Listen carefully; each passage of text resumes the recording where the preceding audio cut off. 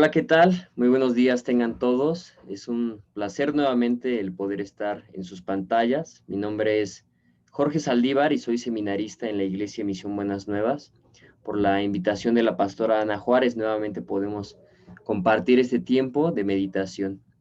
Y no sin antes también manifestar nuestro más profundo pésame para la pastora Ana Juárez por el fallecimiento de su padre, el pastor Juan Juárez.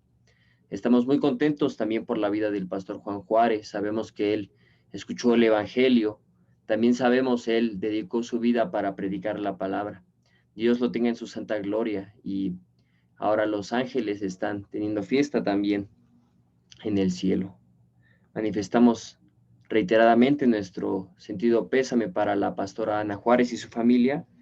Y es un placer nuevamente, hermanos, el poder compartir con ustedes el culto devocional en esta mañana. Por eso vamos, por favor, hermanos, al libro de Efesios capítulo 6. El libro de Efesios capítulo 6 vamos a comenzar a leer a partir del versículo 11. Así que vamos a leer, hermanos, Efesios 6 capítulo 11 y vamos a ver lo que la sana doctrina, lo que la Biblia, la palabra de Dios nos manifiesta. Efesios capítulo 6 versículo 11 dice así: Vestíos de toda la armadura de Dios, para que podáis estar firmes contra las acechanzas del diablo. Nosotros ciertamente necesitamos la armadura de Dios. ¿Qué es la armadura de Dios? Cuando nosotros vemos en cualquier momento de la historia, durante la época de Jesucristo, por ejemplo, o la época de Pablo en la cual escribía esta carta a los Efesios, debemos ir a ese contexto.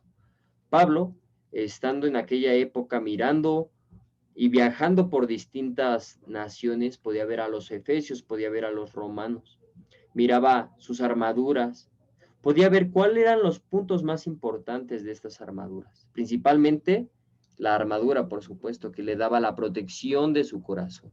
Los puntos más vitales que hay que proteger para poder salvaguardar nuestras vidas es el corazón. Otra de las partes es, por supuesto, el yelmo, es decir, el casco de la cabeza. Estos eran los principales puntos que cualquier soldado en aquella época y, por supuesto, en cualquier otra época de la historia, protegían para poder salvar sus vidas. Entonces, ¿por qué Pablo manifestaba a los efesios acerca de cubrirnos con la armadura de Dios?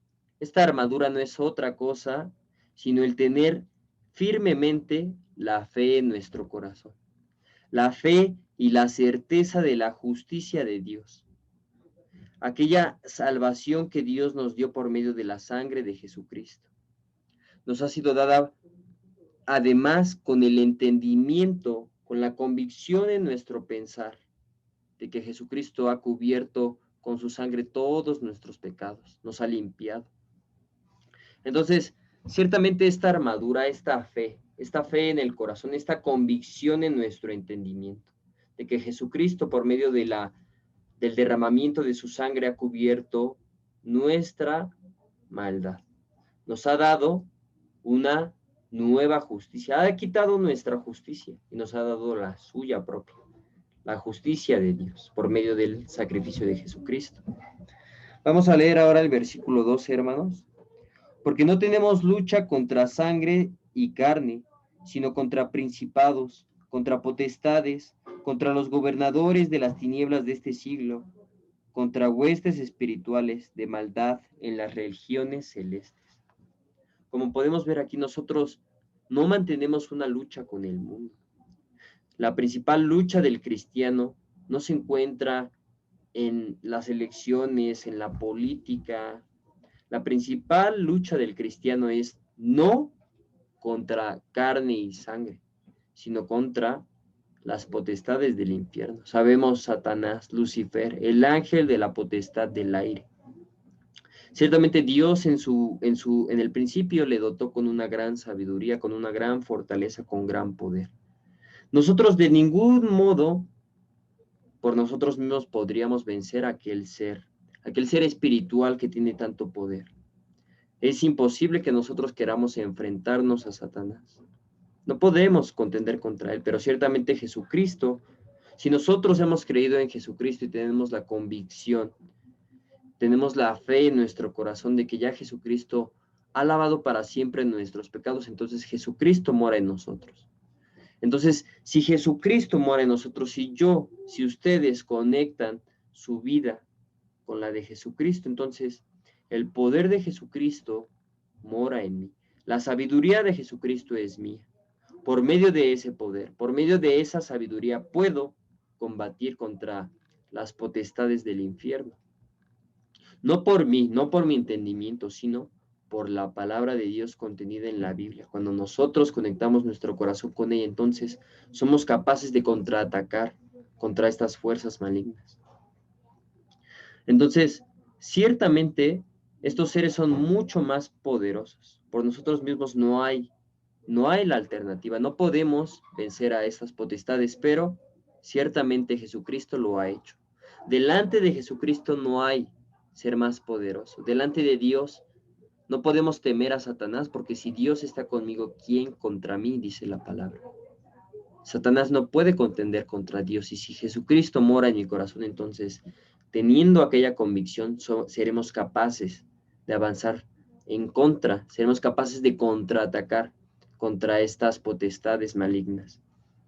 Vamos a continuar leyendo, hermanos, en el versículo 13. Dice, por tanto, tomad toda la armadura de Dios, para que podáis resistir en el día malo, y habiendo acabado todo, estar firmes.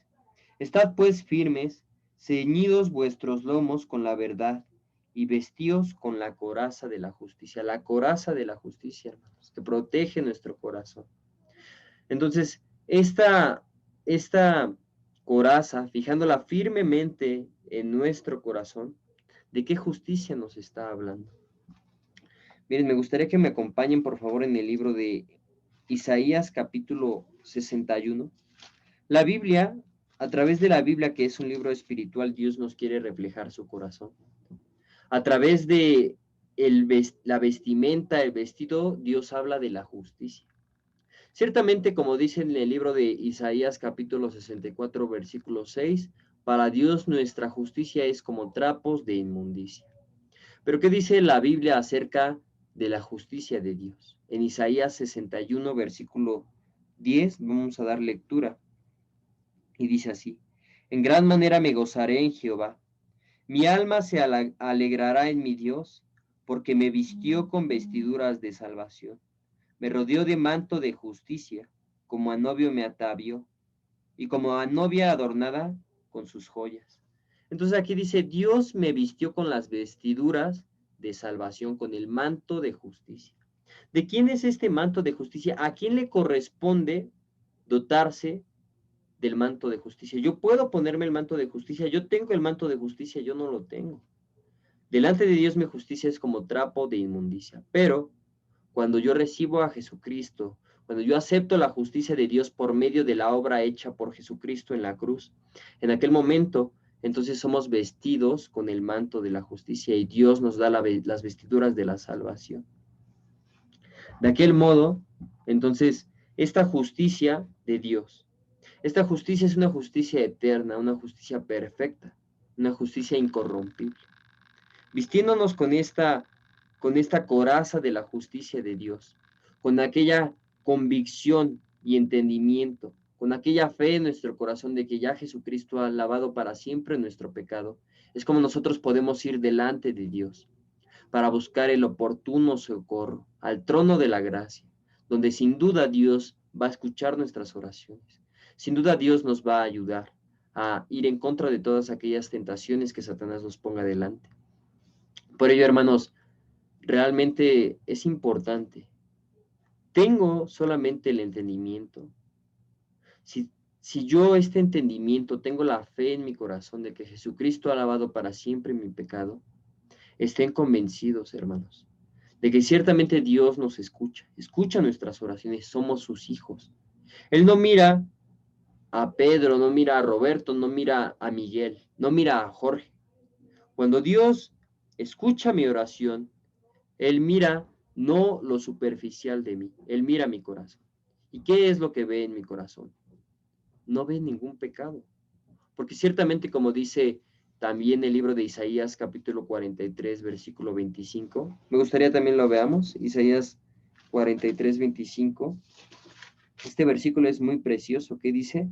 Yo, Dios es el que está hablando. Yo soy el que borro tus rebeliones por amor de mí mismo y no me acordaré de tus pecados. Dios nos dice, por amor de mí mismo, por el amor que Dios se tiene a sí mismo, ha borrado nuestros pecados. No se acuerda de nuestra iniquidad. ¿Por qué dice esto? ¿Por qué dice que por el amor a sí mismo? Porque Dios es como un padre. Un padre, una madre, al ver a su hijo, al contender contra su hijo, al tener la discusión, aunque el padre tenga la razón, aunque la madre tenga la razón, pero por el orgullo de ambos, si no se vuelven a conectar en su corazón, ¿quién va a doblegar primero su orgullo? ¿Quién va a doblegar primero su ego? Sin duda serán los padres. ¿Por qué? Porque no soportan que el hijo o la hija estén desconectados de su corazón, porque los aman. Ese es el amor del Padre. Por medio de ese amor Dios sufre. Dios sufrió por nuestro pecado. Por eso Él, viendo que estábamos desconectados de su corazón a causa del pecado, envió a su Hijo Jesucristo a morir por ese pecado, porque la paga del pecado es la muerte, como dice Romanos 6:23. Para solucionar este problema, para solucionar esta situación de la desconexión del ser humano con Dios, Dios envió a Jesucristo para redimirnos una vez y para siempre, para ponernos el manto de justicia, las vestiduras de la salvación, por medio de las cuales podemos acercarnos confiadamente a Dios, el cual sin duda va a escuchar nuestras oraciones y nos ayudará en todo momento, hermanos. También me gustaría podamos leer Isaías 59, el versículo 17. La palabra de Dios nos dice: pues de justicia se vistió como de una coraza, con yelmo de salvación en su cabeza. Tomó ropas de venganza por vestidura y se cubrió de celo como de manto. El yelmo en la cabeza, el casco, hermanos, quiere decir que ciertamente hay muchas voces, hay muchos pensamientos exteriores de las personas, de nosotros mismos producidos por Satanás, que siempre está susurrándonos en el oído: tú no puedes, no hay manera. Dios está enojado contigo. Dios no te escucha. Dios no puede trabajar en tu vida. No hagamos caso de ninguna de esas palabras, hermanos. Realmente Dios nos ama. Somos sus hijos. Escuchemos su palabra. Él nos dice: yo estoy contigo hasta el fin de los días. Él nos dice: todo lo mío es tuyo. Él nos dice: ya vosotros sois reyes y sacerdotes, ministros competentes de un nuevo pacto. Dios está con nosotros en cada lugar, hermanos. Isaías de verdad que es un libro bastante interesante, bastante hermoso.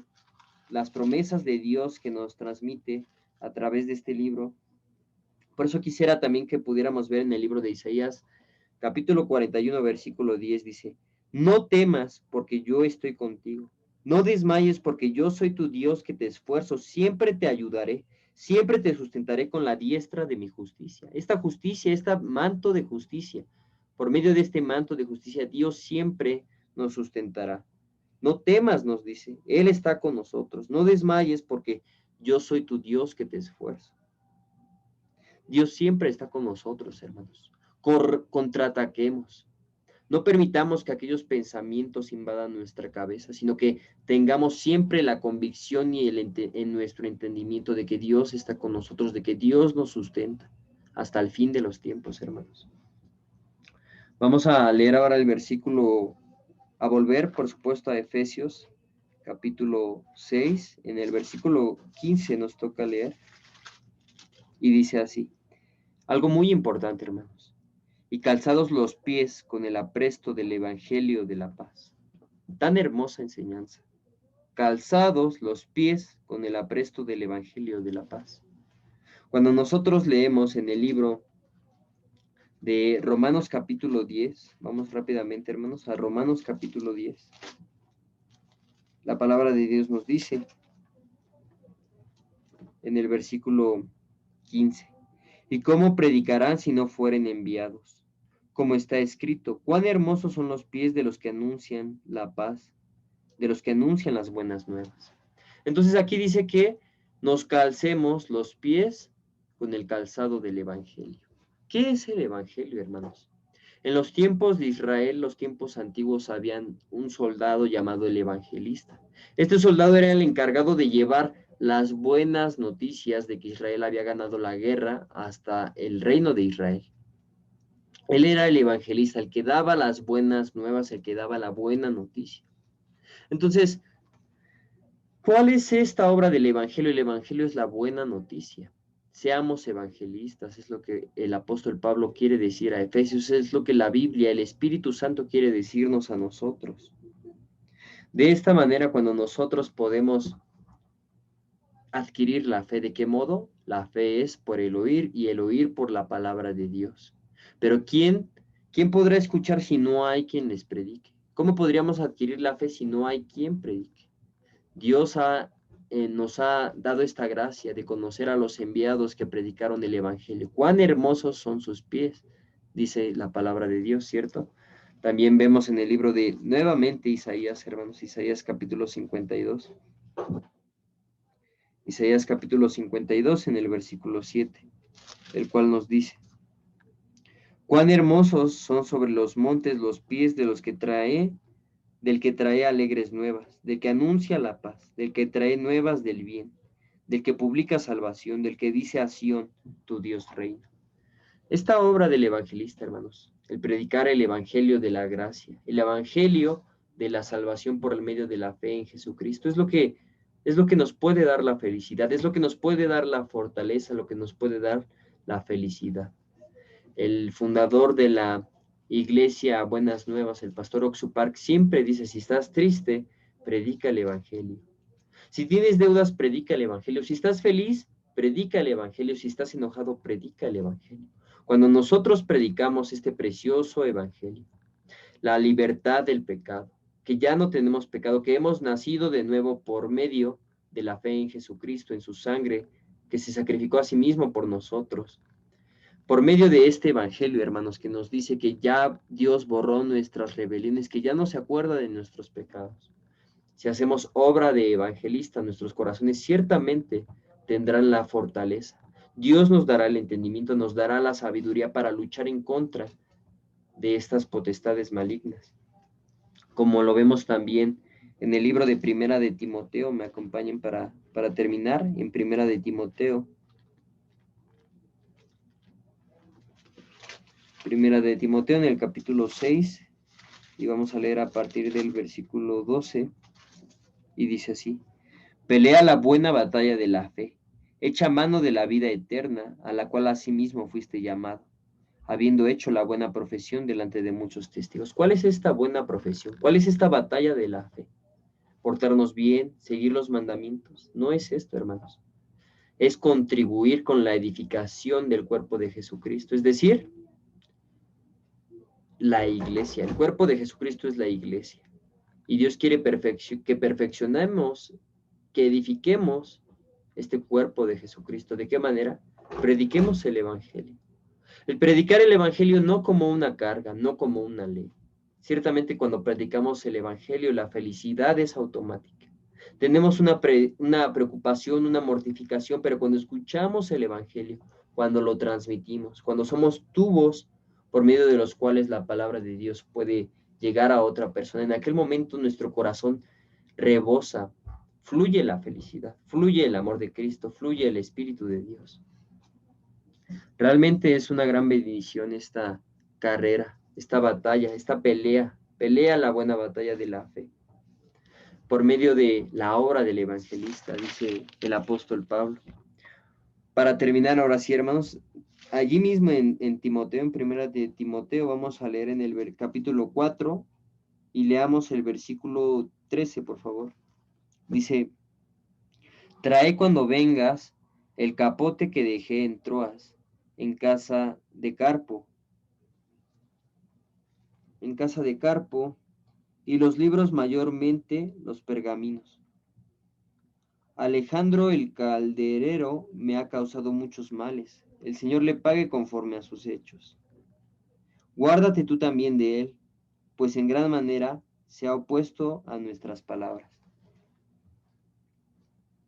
Ay, disculpen, hermano, estoy leyendo segunda de Timoteo. Vamos a primera de Timoteo, capítulo 4, versículo 13. Ya decía yo que este no era el pasaje.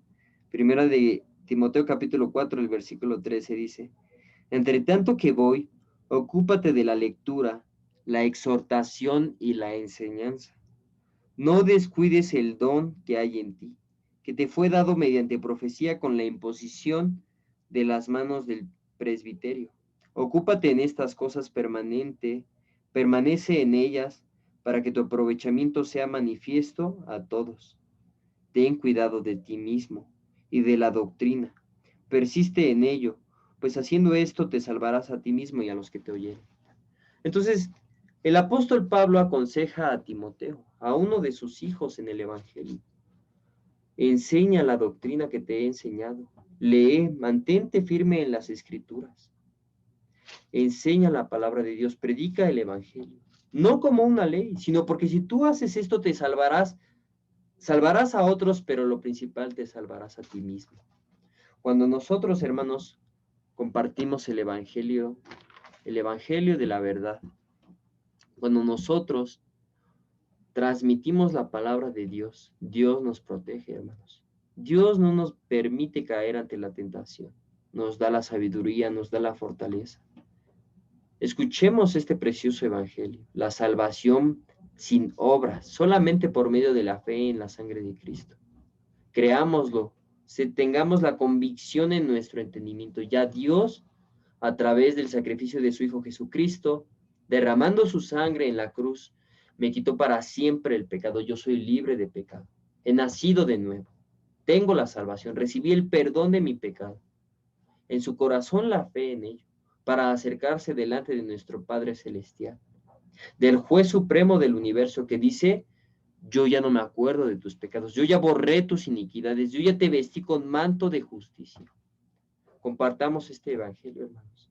Compartiéndolo, no solamente salvaremos a otros, nos salvaremos a nosotros mismos.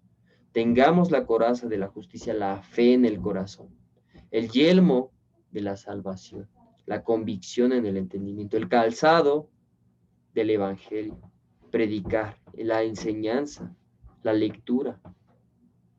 De este modo salvaremos nuestras almas. No que no la hayamos salvado ya. Ya está salvada, Jesucristo lo salva. ¿Pero a qué me refiero? A mientras Jesucristo y Dios reclaman nuestras vidas. Dios no nos permita apartarnos de su evangelio viviendo en el mundo, sino mantenernos siendo copartícipes, siendo testigos de esta preciosa obra del evangelio. Realmente espero que en sus vidas y en las nuestras, la vida de todos, Dios siga trabajando, seamos herramientas útiles para su evangelio. Y en este tiempo tan difícil, hermanos, de la pandemia, vistámonos con la coraza de justicia, con la armadura de Dios, con el yelmo de la salvación, con el calzado del evangelio. Y seguramente Dios protegerá todas las áreas de nuestras vidas. Continuemos escuchando la preciosa palabra. Continuemos meditando en las Escrituras, hermanos. Y que el Espíritu de Dios dirija sus vidas, que los proteja y les guarde. Esta ha sido nuestro estudio, nuestra meditación en esta mañana. Y les doy gracias nuevamente por acompañarme. Nuevamente reiterar nuestro pésame por el fallecimiento del pastor Juan Juárez, que sabemos está en la gloria de Dios. Y Dios les dé un buen tiempo, una feliz Navidad y un próspero año nuevo. Y esperemos encontrarnos pronto. Y Dios permita la vacuna para también poder tener esta comunión entre hermanos de manera presencial.